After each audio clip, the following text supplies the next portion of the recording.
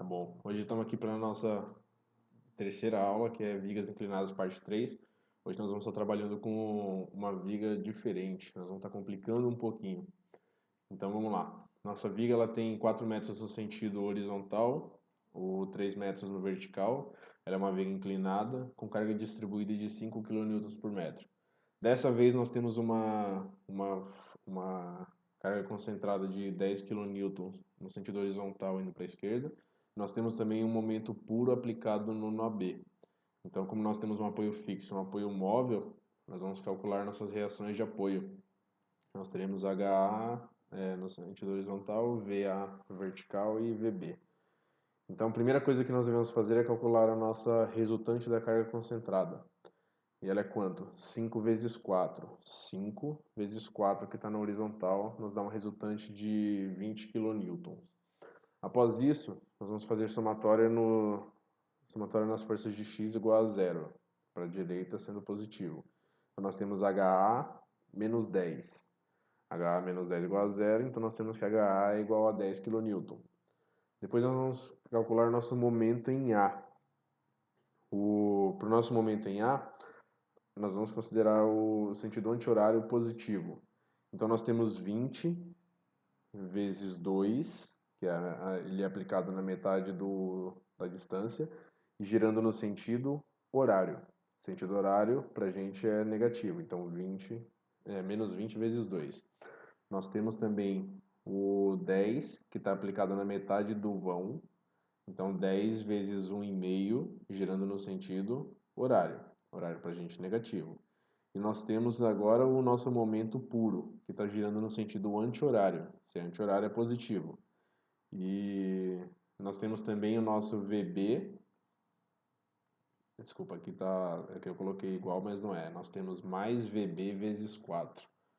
Mais VB vezes 4 porque está girando no sentido anti-horário. E isso nos dá aqui VB é 49 por 4, que nos dá uma força de 12,25 kN. Positivo. Positivo, então significa que nós adotamos o sentido certo da força. Nós vamos para a nossa somatória das forças de Y igual a zero, para cima positivo. Então nós temos o que? VA mais VB menos 20 kN, que é a resultante da carga concentrada.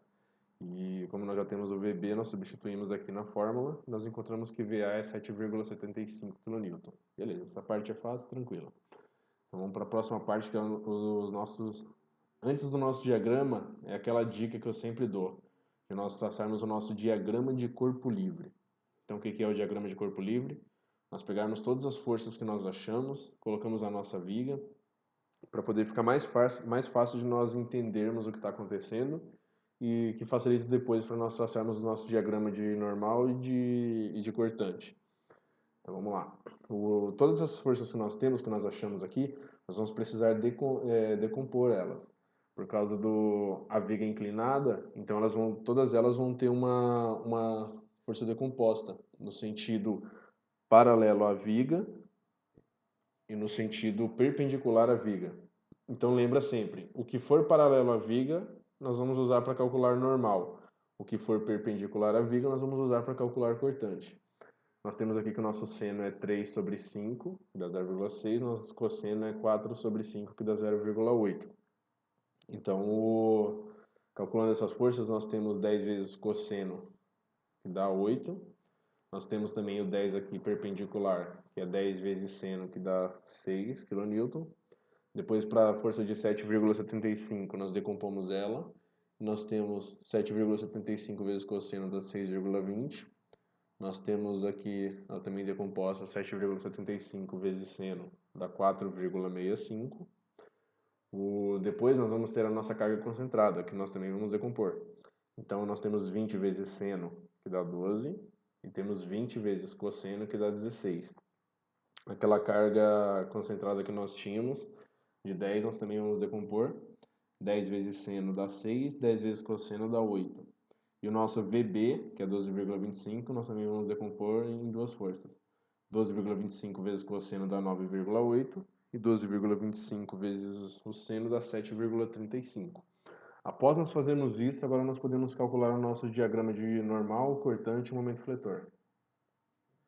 Então, para o nosso diagrama de esforço normal, lembra, se você tem dificuldade para desenhar o diagrama de esforço normal, lembra dessa pergunta, que é comprime ou traciona? É isso que nós devemos sempre pensar para o diagrama de esforço normal. A força está comprimindo ou ela está tracionando a minha barra? Então eu coloco aqui as forças. Por que eu coloquei a força da carga distribuída? Coloquei ela de roxo aqui, de outra cor. Porque essa força de 12, ela não está aplicada somente aqui no meio do vão. Para o caso do diagrama, ela está aplicada em toda a nossa distância da viga. Nós já vamos entender. Então, primeira coisa aqui, no nó A, eu vou fazer o quê? Comprime ou traciona? O 8 está comprimindo, o 4 está tracionando. Então, se eles estão em sentidos contrários, então eu vou fazer o quê? 8 menos 4,65. Isso me dá um resultado de 3,35. 3,35 tá comprimindo. Se está comprimindo, então é negativo. Então eu desenho aqui a nossa primeira parte do diagrama. Agora, lembra que eu falei que o 12 está distribuído ao longo de toda a nossa viga? Então o que eu faço? Eu pego 3,35 e eu pego o 12 e divido por 2, porque eu só estou olhando metade do nosso vão.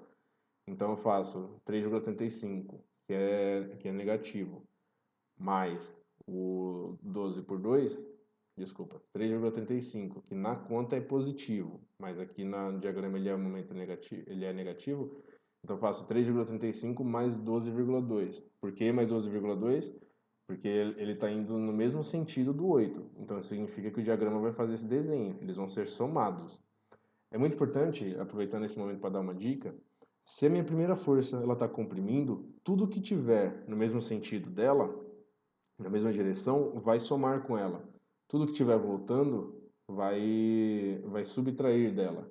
Então, nesse caso, o 12 ele está somando com o resultado de 8 menos 4,65, que dá 9,35. Então, eu venho aqui no meio, que é até onde eu já dei uma avaliada, desenho aqui 9,35. Aí eu posso ligar os pontos. E eu sei que é negativo, porque tudo isso aqui está comprimindo. Aí é o que eu falei, se tudo está vindo nessa direção, então agora, se o 8 está vindo no sentido contrário, o que eu preciso fazer? Eu preciso pegar o 9,35 e subtrair 8, porque ele está no sentido contrário.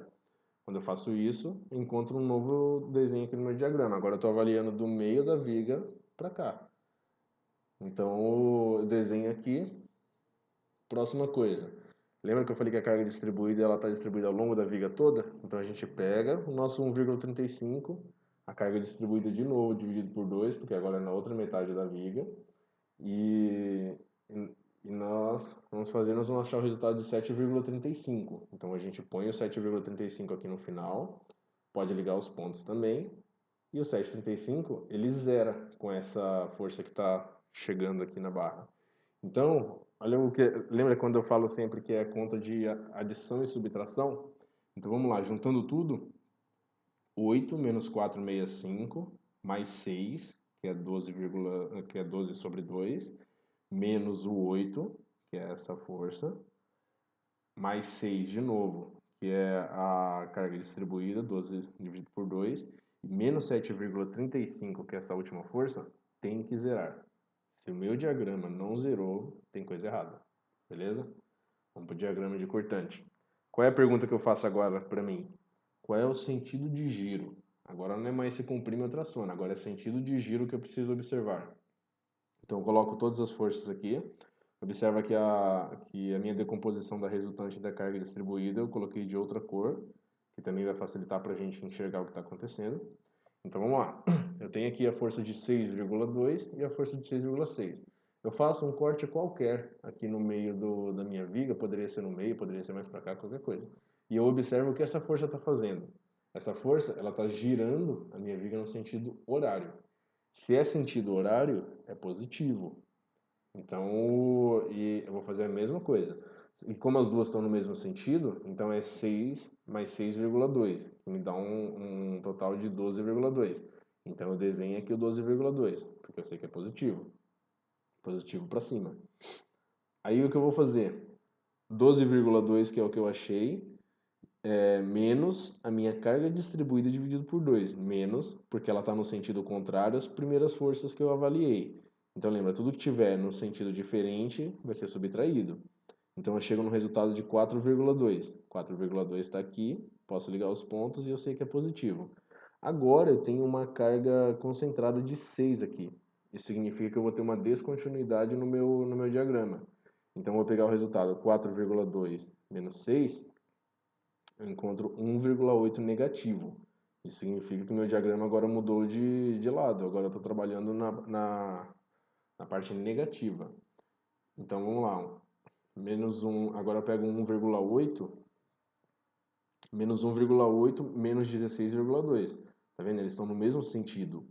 Então, nesse caso, eu somo eles. E eles dão um resultado de menos 9,8. Menos 9,8 eu chego aqui no final. Eu posso juntar já e colocar negativo. Então, a última força que eu tenho de 9,8, ela vai zerar meu diagrama. Então, vamos lá de novo fazendo a continha de adição e subtração.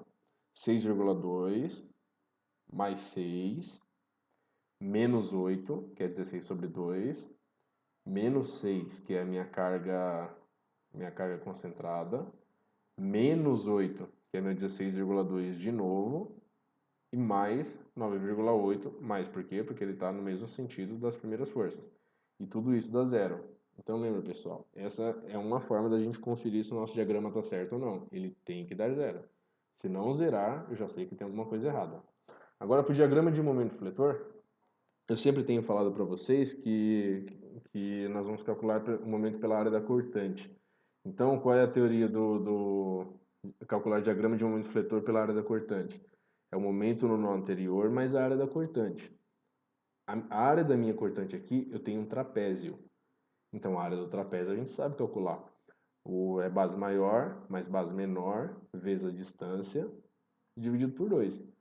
Então, calculando aqui, eu tenho 12,2, que é a minha base maior, mais a minha base menor, que é 4,2, vezes 2,5, que é a minha distância, dividido por 2.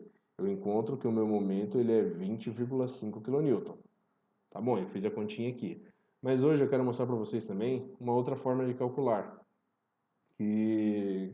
para a gente poder ver que o resultado bate. Então vamos lá.